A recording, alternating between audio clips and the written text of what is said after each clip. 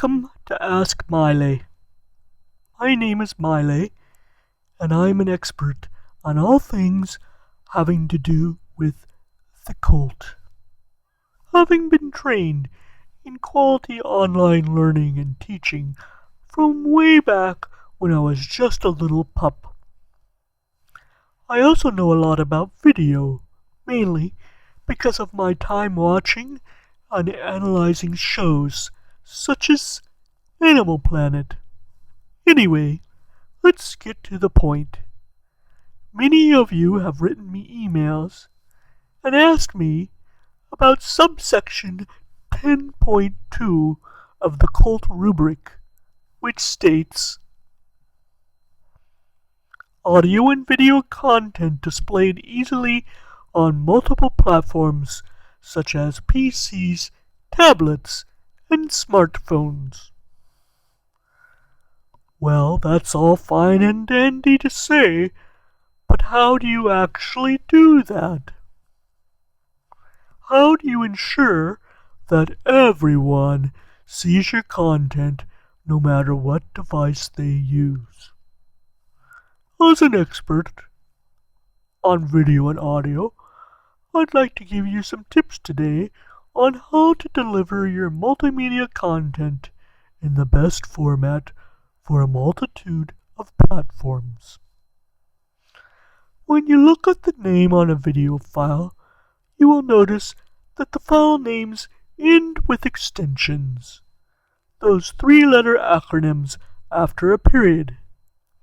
In other words, AVI, FLV, MOV, MP4, MTS, and WMV.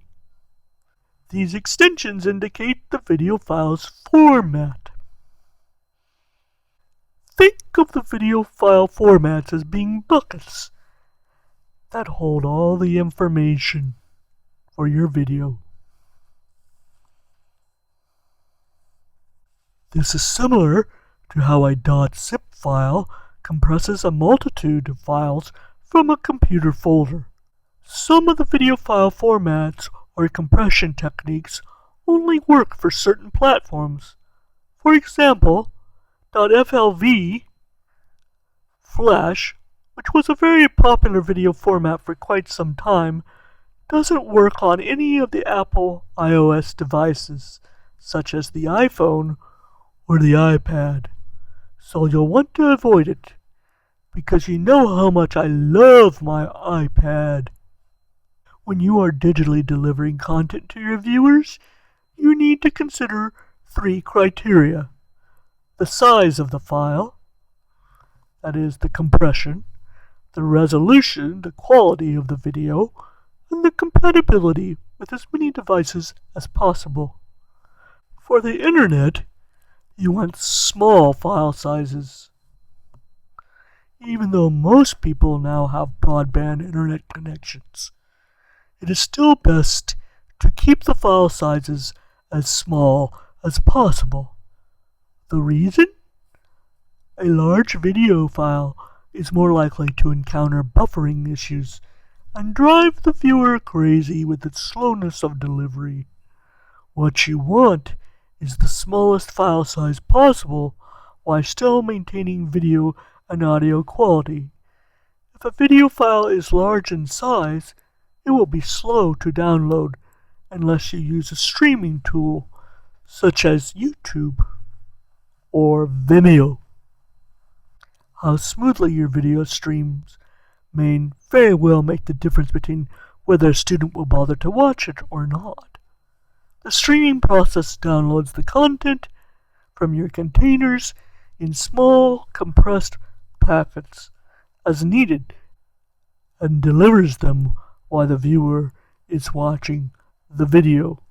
Streaming allows the viewer to actually begin watching a video as soon as they click on the play button, instead of waiting for a long time for it to download. Streaming compresses data in such a way that it loses some of the original data resolution or sound quality, but creates a smaller file size and therefore results in speed during the viewing process. The compression techniques such as H.264 and .AAC are so good in streaming that the viewer hardly recognizes a difference in overall quality. Your best bet is to make sure your content can play on multiple platforms is to upload your video to YouTube and allow YouTube to do the compression for you. YouTube has one of the best compression methods. They know what they're doing. The advantage? A YouTube video will show up properly on all the major platforms that your viewers might use. How high should the quality of your video be that you load up into YouTube? Go for the moon, man, with the highest possible quality file you have, because YouTube will re-encode all video uploaded to the site. The higher the input quality uploaded to YouTube, the higher the output quality will be for your viewers. I can hear you saying, "But Miley, I don't want to upload my video to YouTube because I'm worried about making my video public to the world." The solution is to upload the video into YouTube as unlisted, and then provide the link to your students. Unlisted videos will not show up in a YouTube search, and other people can only view them if they are given the link. Of course, your students could share the links with others, but unless you're incredibly funny, I doubt this will happen. Here's a warning from a dog who knows. Do not post your videos as private in YouTube, because private videos are limited to 25 people and can cause problems when your viewership is over 25 people, especially when repurposing the course for another quarter. If you choose not to use YouTube, then convert your audio and video content to mobile-friendly sharing formats. The difference between project file formats and sharing formats confuses many people, but obviously not dogs. No matter what video editing software you use, a project file is designed for working on a video within its editing program, such as iMovie, Movie Maker, Final Cut Pro, and will be large. You must consider the best format and compression for sharing to practically any device. Stay away from these file formats for sharing. AVI? Nope. MOV? Nope. FLV? Nope. WMV? Nope. MTS? Nope. I'm telling you, the best sharing format for video online is MP4 with H.264 compression. And the best sharing format for audio online is MP3 or M4A with AAC compression.